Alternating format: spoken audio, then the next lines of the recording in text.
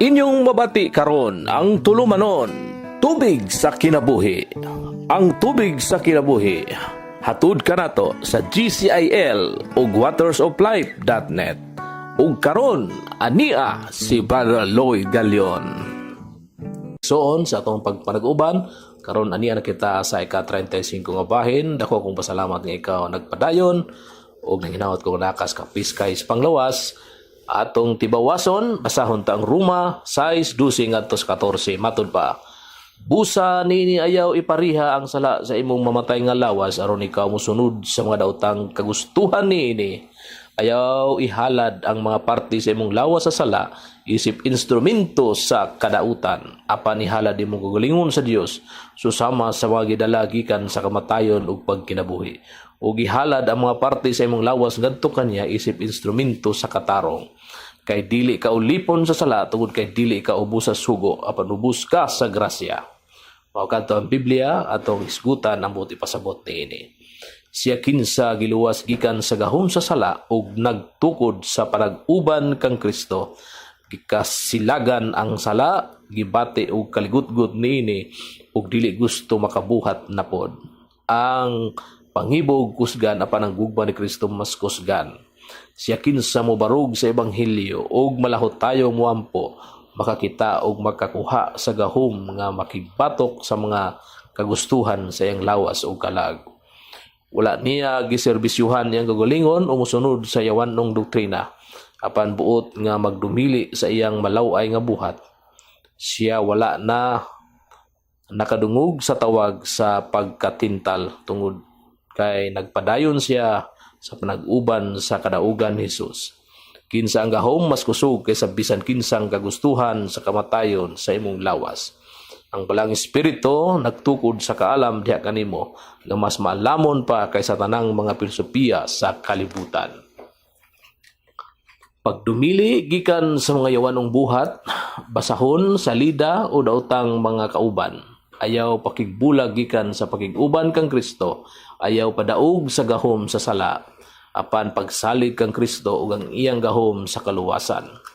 Tiunay kanaba nga naangkon sa Dios, naginhawa ka sa iyang espiritu ug imong nasinati ang walay katapusang kamatuoran. Nan unsaon nimo o hunahuna sa imong mga buhat kung wala ang Dios.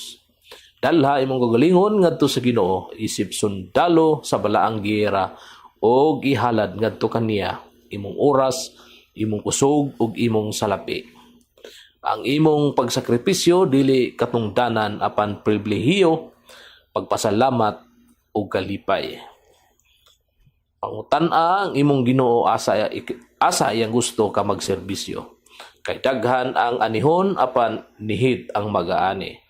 Busa ang pag-ampo sa Ginoo nga siya magpadala sa mga magani ngadto sa anihon apan ayaw pagdali og serbisyo sa Ginoo.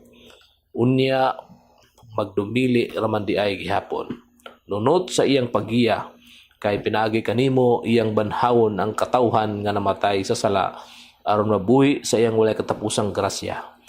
Busa ihatag imong lawas ug tanan nimong kabutangan isip mga armas sa pagkamatarong sa Dios. Ayaw kalimot sa pagpasalamat kay ikaw namatay sa sala aron mabuhi kang Kristo. Dalha imong mga gasa balik sa Dios aron iyang magamit nga instrumento sa kaluwasan sa kadaghanan. Ang usang balaan midawat kanimo kang Kristo ug mipadala kanimo ngadto sa anihon aron himayaon ang gahom ang iyang katarong diha sa imong kahuyang. Ayaw ug langan pagpangalagad na. Si Apostol Pablo mitawag sa iyang kagalingon nga sulugoon ni Kristo. Kung kanusa ka, musunod kaniya. Paghatag sa imong kinabuhi sa serbisyo sa Dios alang sa tanang panahon. Kadtong tanang nagserbisyo sama ni Pablo sa pagkiguban sa gugma sa Dios, iyang nasinati ang gahom sa balang espiritu matag adlaw. Og iyang naila ang unang kabaguhan nga nahitabo sa iyang kasing-kasing. Ang sala wala na naglingkod nga nagkatawa sa trono sa imong kasing-kasing. Pa si Kristo mismo ang nagkupot sa imong kasing-kasing ug sa iyang pagpuyo kanato ang bag-ong panahon nagsugod sa atong kinabuhi. Sa atong kasinatian, sa mga sugo sa Dios dili imposibleng katungdanan apan dugay na natong gusto nga malipayong musunod nag-aghat pinaagi sa gahom sa espiritu. Matay Kristiyano adunay gasa sa gahom sa grasya. Ang kamatayon ug pagkasalawayon wala naghari kaniya. Ang usa kami hari sa atong hunahuna ug kasing-kasing mao si Kristo ug ang iyang dakong grasya. Magampo kita igsoon. O Ginoong Hesukristo, kami gasimba kanimo matag buntag ug matag gabi tungod kay adunay utlanan imong kagalingon sa among mamatay nga lawas aron mahimo kami nga imong kaabag sa walay katapusang kinabuhi. Ikaw naghari sa among kasing-kasing ug unahuna. Tudluy kami nga mahimong malamon sa buhat aron kami gasimba kanimo ug imong langitong amahan sa tanan namong unahuna kusog ug salapi. Ug kami magtagad sa tanang magtutuong sulugoon sa imong gugma. Amen.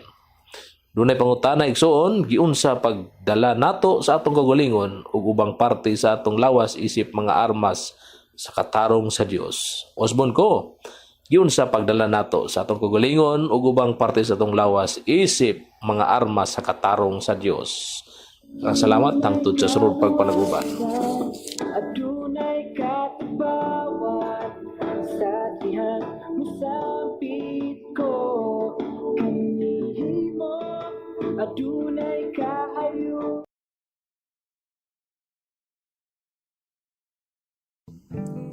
Inyong nabati ang tubig sa kinabuhi.